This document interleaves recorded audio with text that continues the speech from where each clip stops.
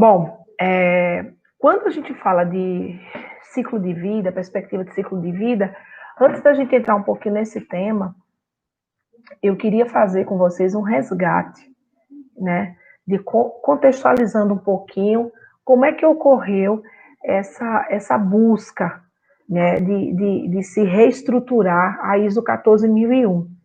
É uma norma que tem uma estrutura muito parecida com a ISO 9001, né, dentro daquele anexo que a ISO criou lá em 2015, mas ela tem particularidades, talvez pela própria natureza, porque nós estamos dentro de uma norma de sistema de gestão ambiental. E sistema de gestão ambiental, eu sempre costumo dizer, é algo que demonstra muito o comprometimento que a organização tem com as questões ambientais. A gente sabe que as questões ambientais, elas são, sem sombra de dúvidas, um dos grandes desafios, porque nós sempre tivemos um paradigma associado ao meio ambiente como uma coisa utópica, um entendimento de que nós não conseguimos ter desenvolvimento de forma sustentável. Então, a gente sempre carregou um pouco esse paradigma, nós que somos profissionais de meio ambiente, né? O Glebson está aí, que atua na área há bastante tempo, sabe disso, que esse paradigma, ele ainda é um pouco forte nas organizações, né? E a gente sabe que essa ideia de gestão ambiental é algo inovador. A gente pode sim ter um sistema de gestão que vai não só nos ajudar a potencializar o nosso cuidado e respeito com o meio ambiente, mas principalmente vai nos trazer grandes ganhos do ponto de vista organizacional.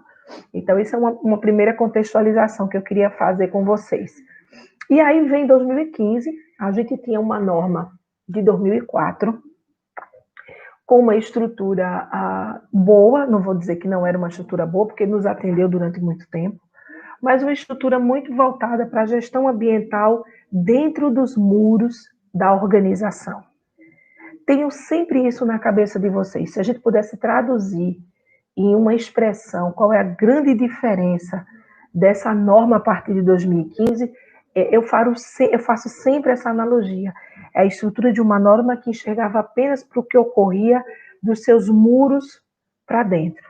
Então, eu estou dentro do meu muro olhando para o que acontece ali para a minha empresa. E aí a gente viu que em 2015, com a versão nova, né, a versão que hoje, inclusive, é a versão vigente, da 14001, nós passamos a ter uma norma que olha para o que está ao redor, que tem uma visão para dentro dos muros da organização, mas que olha para aquilo que está ao nosso redor. Isso vai ser muito importante daqui a pouco, quando nós formos estabelecer os limites dentro dessa perspectiva de ciclo de vida. E aí, como é que a gente tem a certeza de que essa norma tem esse olhar diferenciado? Vocês vão lembrar, nós temos ali um requisito 4 que fala de contexto da organização, questões internas e externas. Nós temos uma norma que traz dentro desse contexto a ideia de partes interessadas, né? Nós temos uma norma que diz que na hora que a gente vai olhar para o escopo do sistema de gestão ambiental, nós precisamos levar em consideração, por exemplo, os requisitos legais. Então, é uma norma muito mais abrangente. É uma norma que não está preocupada apenas em olhar para a operação daquela empresa, mas ela olha para a operação e olha para os arredores, né? E aí vem essa ideia de perspectiva de ciclo de vida. Essa ideia de perspectiva de ciclo de vida começa a nascer aí, porque a gente começa a ter uma norma que não está olhando somente para a nossa empresa. E aí foi que começou a grande inquietação quando isso veio lá na 14.000.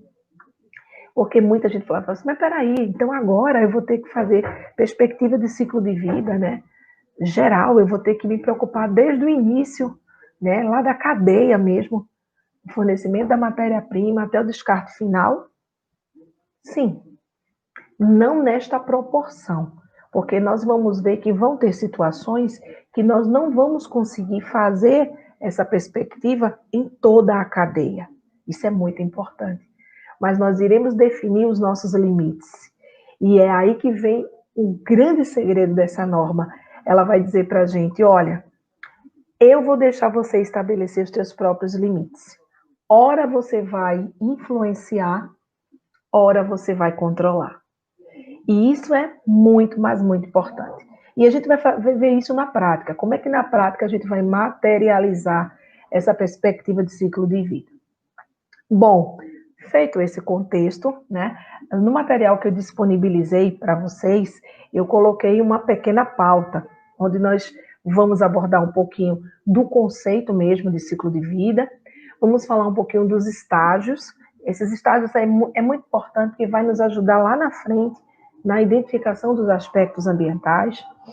Eu resgato com vocês o conceito de aspecto de impacto, que é muito importante. E, por fim, nós vamos ver como é que isso pode ser aplicado na prática, porque essa tem sido uma das grandes dúvidas, né? Por exemplo, eu estava hoje lendo a 14.004, né? E aí eu estava exatamente, ela fala bastante dessa perspectiva de ciclo de vida, e ela é uma norma bastante interessante, até deixe-me fazer uma referência aqui para vocês, bastante relevante, porque é uma norma que nos mostra como fazer a aplicação, né, do sistema de gestão. Então, ela nos auxilia, por exemplo, vocês que trabalham com implementação e manutenção de sistema, assim como eu, é uma norma muito importante, porque vocês conseguem, exatamente, eu vim só confirmar aqui, exatamente, ela está na versão 2018, a 14.004 é sua versão 2018. Eu não queria errar a versão, porque toda vez que a gente fala de norma ISO ou NBR, a gente tem que dar a referência da versão, para que vocês não vão procurar, às vezes vai procurar na internet, tudo e acha a norma, mas uma versão anterior. Então, ela está na versão 2018. Então, ela é uma norma didática. Se a gente tem a 14.001, a norma de requisitos, a 14.004 é a norma que vai nos dizer como aplicar esses requisitos dentro da organização. E ela traz exatamente um desenho que eu coloquei aí no material de vocês, que é esse desenho da perspectiva de ciclo de vida, que a gente vai abordar hoje e entender como é que na prática isso se materializa, né? Porque é muito importante. Eu vou deixar sempre aqui a página de transmissão aberta, tá? Vou estar atualizando pelo menos a cada 10, 15 minutinhos para ver se vocês têm colocado alguma pergunta. Então, vocês podem colocar alguma pergunta que vocês tenham e a gente vai tirando aqui ao longo da nossa apresentação, do nosso bate-papo, tá bom? Então, vocês fiquem aí bem à vontade para vocês perguntarem, e se eu puder aqui ajudá-los, tirando as dúvidas, para mim vai ser um prazer, sempre é um prazer, né? A gente está aqui nessa troca de conhecimento. Bom, a primeira coisa que eu queria ressaltar com vocês é o conceito de ciclo de vida, que a própria ISO 14001 ela traz, né? Se vocês pegarem a norma, no iniciozinho dela, lá onde nós temos os conceitos, né? Ela vai nos dizer, olha, o que é a perspectiva, o que é o ciclo de vida?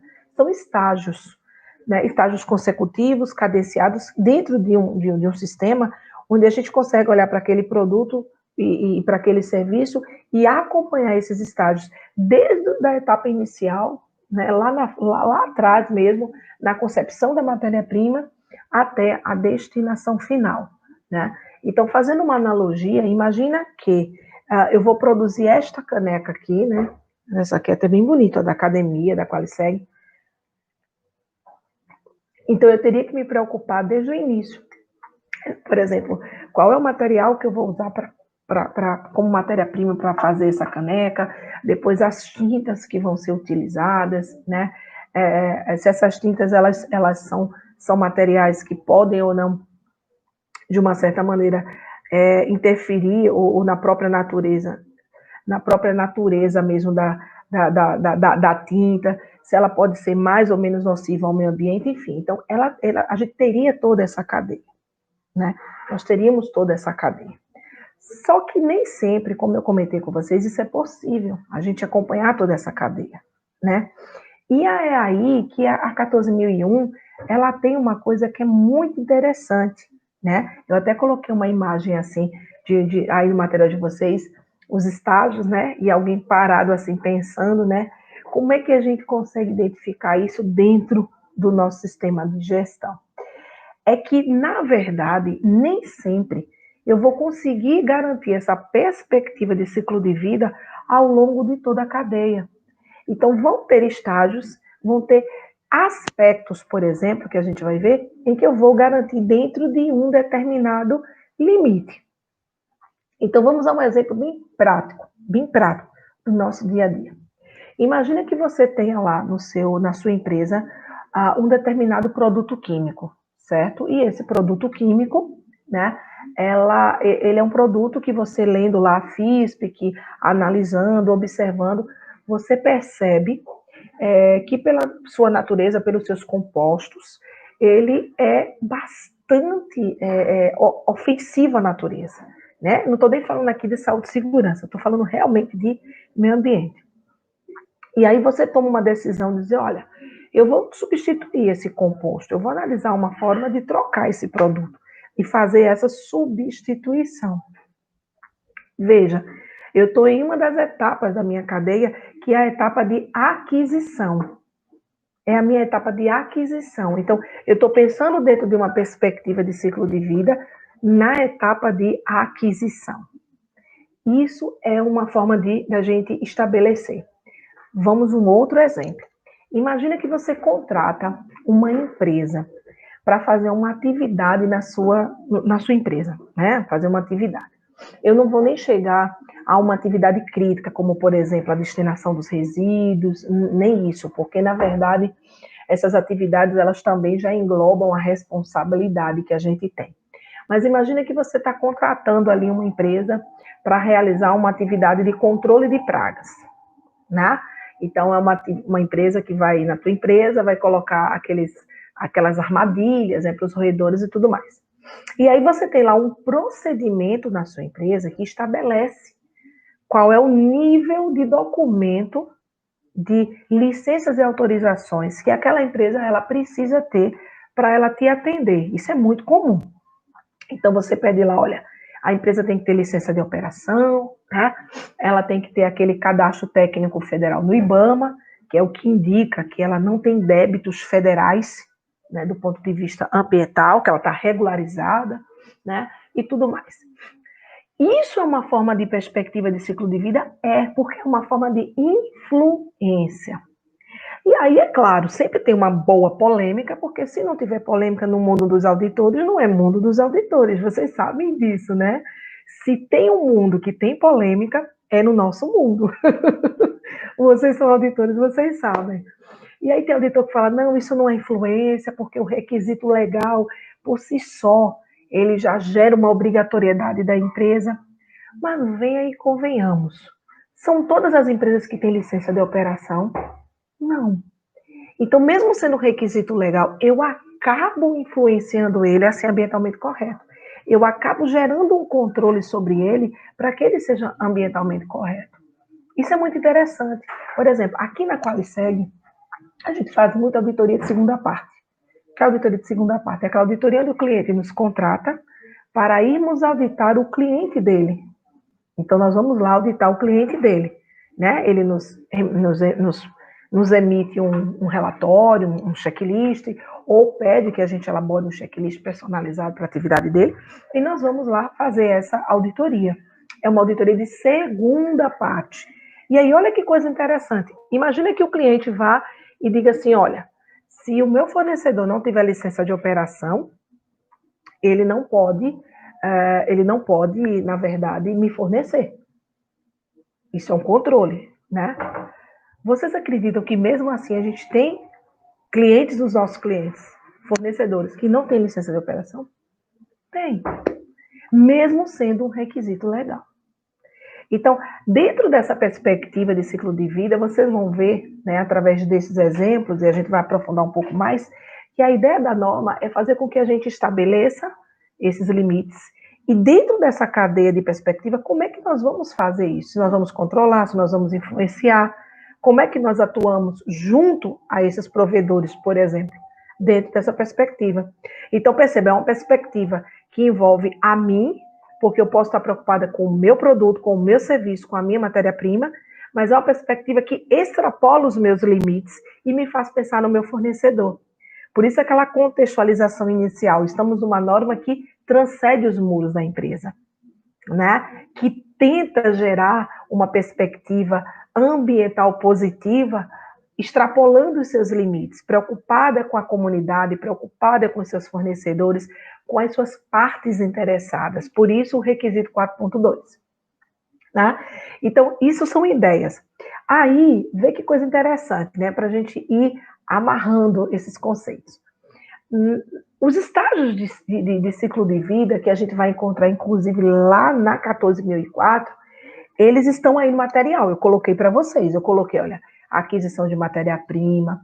Na própria elaboração dos projetos, você pode influenciar de forma ambientalmente favorável.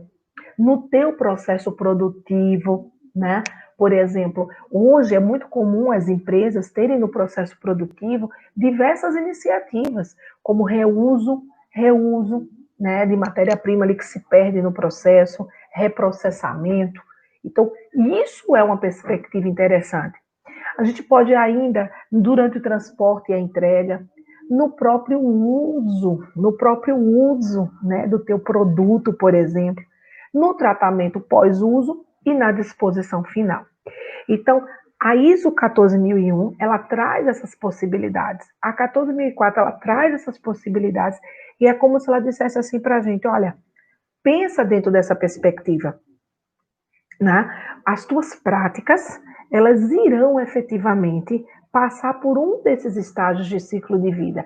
E é aí que você tem oportunidades de influenciar, né, o teu próprio processo a ser ambientalmente mais correto, ou influenciar os processos, como, por exemplo, dos teus provedores, a ser ambientalmente mais correto. Jaciara, esses